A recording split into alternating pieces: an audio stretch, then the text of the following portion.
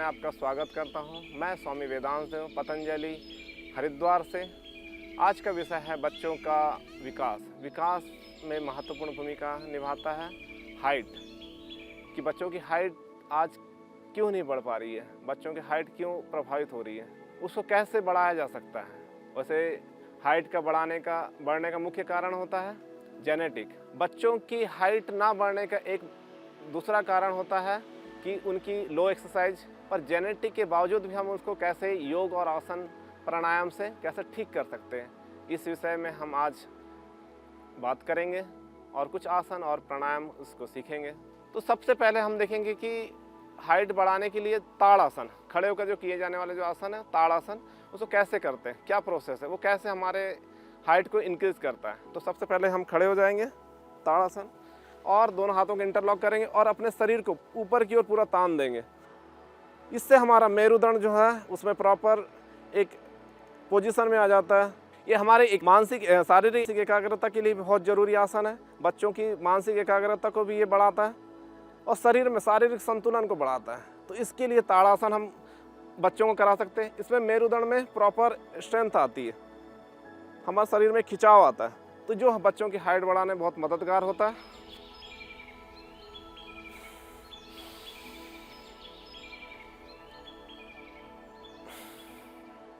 के बाद है एक दूसरा आसन हम बच्चों की हाइट बढ़ाने के लिए कर सकते हैं, स्ट्रेचिंग के लिए कर सकते हैं। तो दोनों पाँव के मध्य लगभग 1.5 से 2 फुट का अंतर ले लेंगे और अपने दोनों हाथों को आपस में इंटरलॉक करके पूरा स्ट्रेच, पूरी बॉडी को अपने पार्श्व भागों में स्ट्रेच करेंगे।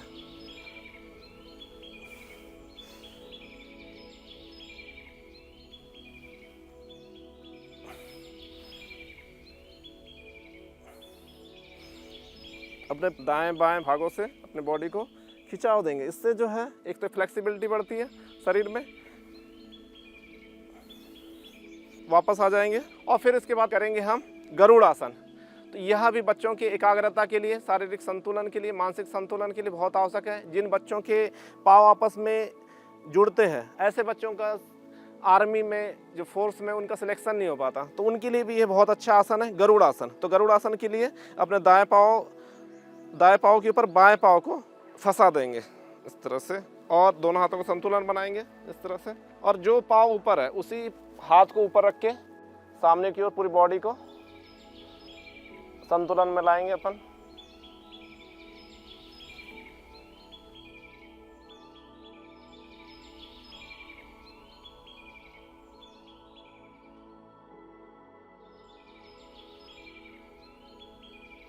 अब इसके बाद हम जो करते हैं शीर्षासन। बच्चों के लिए संपूर्ण विकास के लिए, शारीरिक, मानसिक, बौद्धिक, उनके चिरंजीव बनने के लिए बहुत ही जरूरी महत्वपूर्ण आसन है।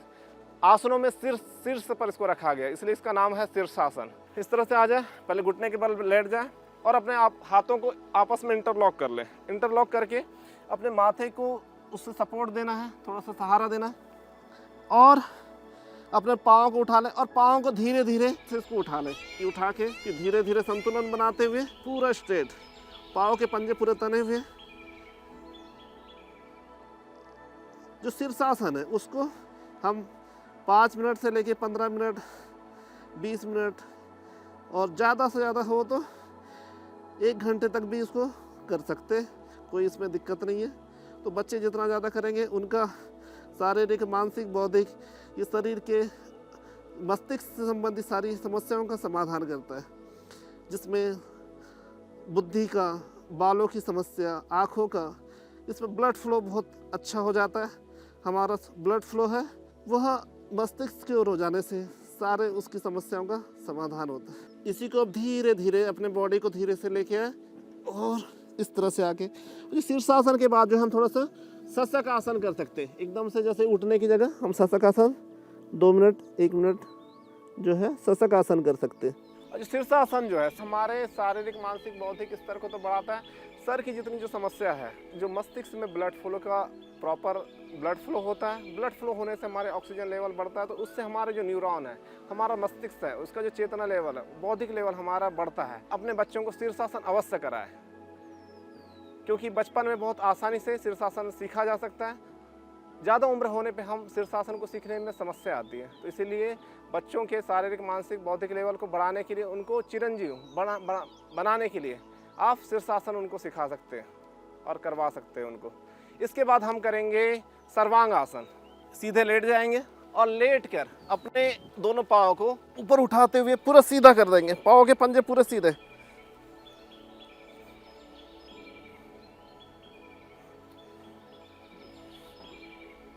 जब है इसी को हलासन भी कर सकते हैं। इसमें इसी को जब पीछे ले जा ले तो ये हलासन हो जाता है। दोनों हाथ को आगे की ओर रख दो, पाँव को पीछे की ओर, तो ये हो जाता है हलासन।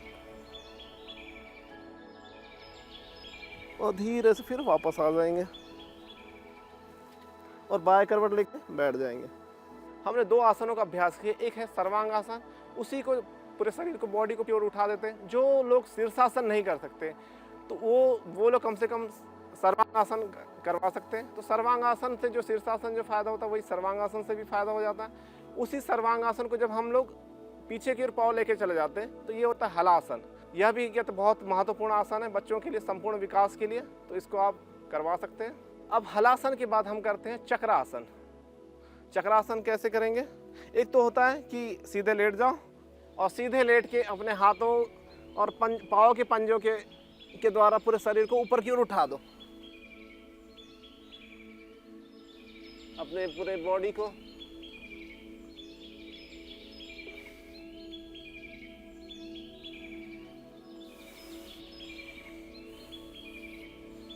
चक्रासन भी जो हमारे जो पूरे स्पाइन को खिंचाव देता है, जो हमारे बॉडी की फ्लेक्सिबिलिटी को बढ़ाता है। और जैसे हमने पहले हलासन जो किया था उसमें जो है फॉरवर्ड बेंडिंग की थी, अब इसमें है बैकवर्ड बेंडिंग से वो जो मेरुदंड है, जो हमारा स्पाइनल कोड है, उसमें प्रॉपर संतुलन बना रहता है। तो जब भी हम कहते आसन फॉरवर्ड बेंडिंग करते हैं तो उसके साथ ही हम बैकवर्ड बेंडिंग के भी अवश्य आसन करें। तो उसी को ये संतुलन बनाए रखता है हलासन और सर्वांग आसन। सबसे पहले किया था हलासन किया था। हलासन एक था फॉरवर्ड बेंडिंग वाला, तो अब जो है हम उसको बैकवर्ड बेंडिंग के लिए हम चक्रासन करते हैं। इससे हमारा मेरुदंड जो है प्रॉपर संतुलन में रहता है। इससे हमारा मेरुदंड की परिपक्वता बढ़ती है, उसमें स्ट्रेंथ आती है। तो यह भी शारीरिक विकास के लिए और हमारे हाइट को बढ़ाने के लिए, हाइट के ग्रोथ के लिए बहुत आवश्यक है। इसके बाद बहुत ही एक महत्वपूर्ण आसन है बच्चों के लिए, पश्चिमोत्तानासन। तो यह बचपन में ही अभ्यास करें तो बहुत ज़रूरी है। इसको किया जा सकता है बचपन से, अगर करें तो बहुत आसानी से हो जाता है। तो दोनों पहले दंडासन में बैठ जाए, दंडासन में बैठ के अपने दोनों पाँव को आपस में सटा लें और अपने दोनों हाथों को पार्श्व भागों से उठा के अपने हाथों को आगे की ओर लेके जाए और अपने माथे को अपने पाँव से टच करने का प्रयास करें। और ज़्यादा फ्लेक्सिबिलिटी है तो उसको टच कर दें। ये जो आसन है इसको कम से कम 1 मिनट से प्रारंभ करते हुए, फिर पहले तो शुरू में 30 सेकंड से लेके 1 मिनट और फिर 5 मिनट, 10 मिनट, 15 मिनट तक इसको बढ़ा सकते हैं, आधे घंटे तक इसको बढ़ा सकते हैं। तो यह जो हमारे शरीर को स्ट्रेंथ तो देता ही है, फ्लेक्सिबिलिटी को बढ़ाता है, साथ ही यह जो हमारे जो मूलाधार चक्र उसको भी जागृत करता है। तो ऐसे जब बच्चे शुरू से ऐसे अभ्यासों को करेंगे तो बहुत ही उनका संपूर्ण शारीरिक मानसिक विकास भी बहुत अच्छा होगा। इसके बाद हम करेंगे मयूरासन। मयूरासन बच्चों के लिए बहुत ही आवश्यक है, शारीरिक संतुलन के लिए बहुत आवश्यक है और हमारे एब्डोमेन के लिए, जो हमारा जो पाचन तंत्र के लिए बहुत ज़रूरी है। तो उसके लिए हम करते हैं मयूरासन। तो दोनों हाथों को पीछे की ओर, हथेलियाँ पीछे की ओर रख लें, दोनों कोहनियों को अपने नाभि के आजू बाजू सटा दें और सामने से शरीर और पाँव को संतुलन बनाते हुए ऊपर से उठा लें।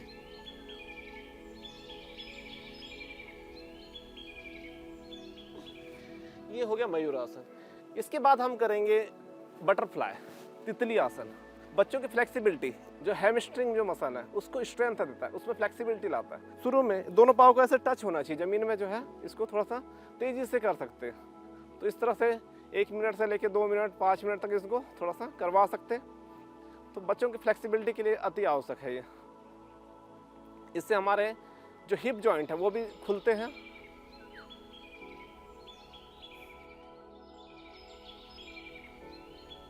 उसके बाद करेंगे हम पद्मासन। पद्मासन में दाएं पाँव को बाएं पाँव की जंघा के ऊपर रख देंगे और बाएं पाँव को दाएं पाँव की जंघा के ऊपर रख देंगे। तो ये हो जाएगा हमारा पद्मासन। तो ये भी बच्चों की फ्लेक्सिबिलिटी के लिए बहुत आवश्यक है। बच्चों के लिए बचपन से ही ये आसन करवाना चाहिए। अब पद्मासन के बाद हम करेंगे सूर्य नमस्कार। सूर्य नमस्कार कैसे करें? सूर्य नमस्कार हमारे संपूर्ण शारीरिक विकास के लिए भी बहुत आवश्यक है। तो सूर्य नमस्कार के लिए खड़े हो जाएं और दोनों हाथों को पार्श्व भागों से उठाएंगे। प्रणाम आसन, प्रणाम मुद्रा, दोनों हाथों को अपने वक्षस्थल के मध्य गुहा में रखेंगे।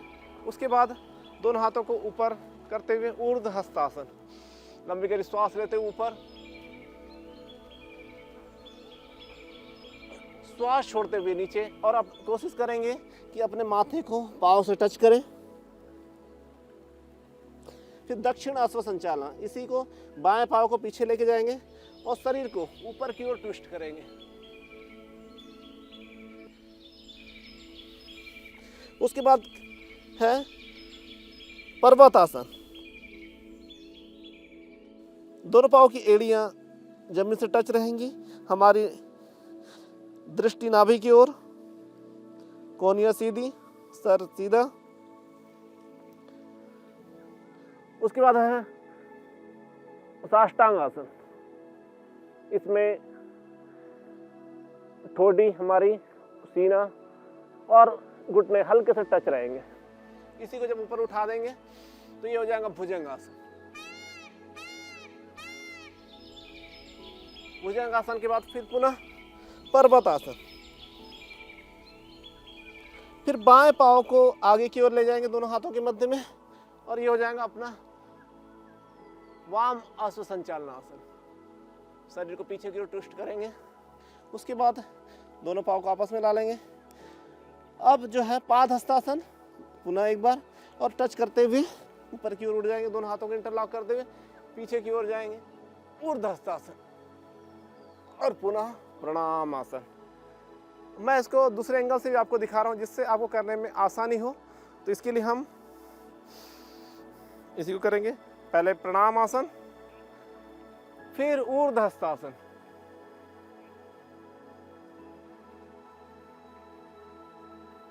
पाद हस्तासन, दक्षिण अश्व संचालनासन,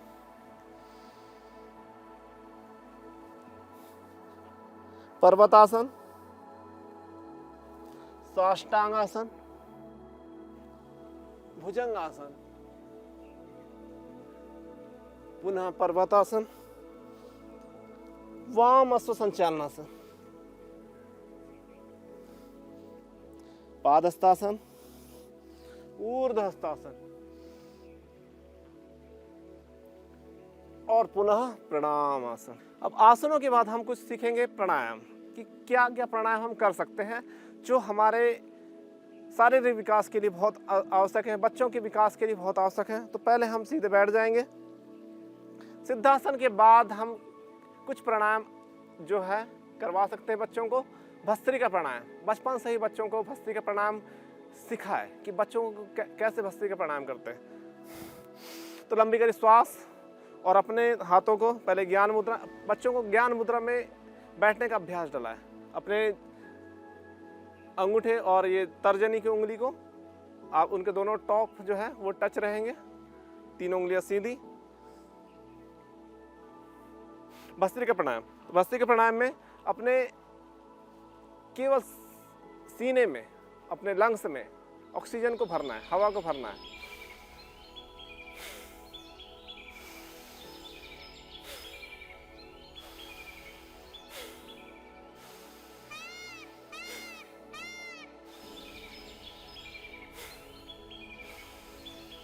लंबी गहरी श्वासों को अपने लंग्स में, फेफड़ों में भरना और लंबी गहरी श्वास को बाहर छोड़ना, यही है भस्त्रिका प्राणायाम। तो इसको सामान्य, मध्यम, तीव्र 3 गतियों को हम अपना सकते हैं अपने सामर्थ्य अनुसार।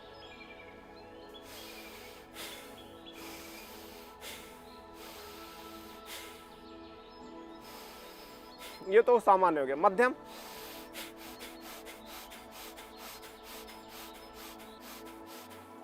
और तीव्र गति से इसको, जब जिनके लंग्स बहुत मजबूत है, जिनकी शारीरिक क्षमता अधिक है, तो वो तेजी से भी कर सकते हैं।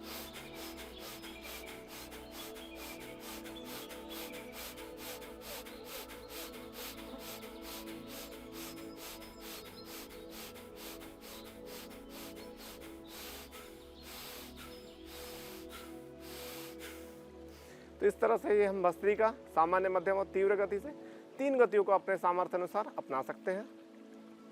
उसी के साथ हम आगे जो है कपालभाति।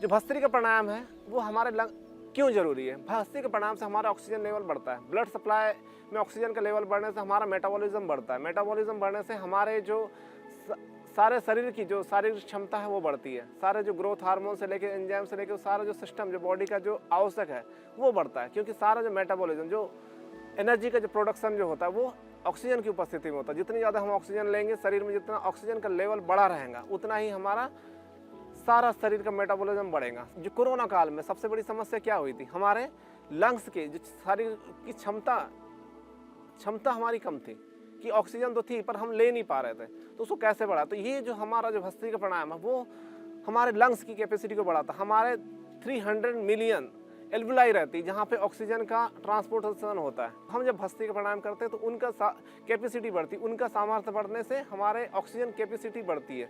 तो यह जो है भस्त्रिका प्राणायाम लंग्स कैपेसिटी के लिए अति आवश्यक है। अब इसके बाद हम करेंगे कपालभाति। कपालभाति श्वास को छोड़ना, एक कपालभाति है जिसमें हम श्वास को छोड़ने में ध्यान देते हैं। तो एक जो है नाभि के जो ऊपर स्ट्रोक लगता है, जो नाभि के ऊपर लगना चाहिए जब हम कपालभाति करें। तो